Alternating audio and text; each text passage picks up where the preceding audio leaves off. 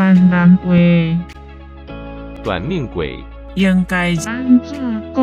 安怎写？夭寿短命。内容是从教育部台湾闽南语常用词词典引用，释义短命鬼，诅咒人短命早死的用语。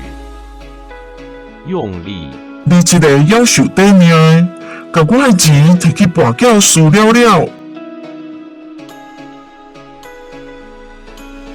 你这个短命鬼，把我的钱拿去赌博输光光。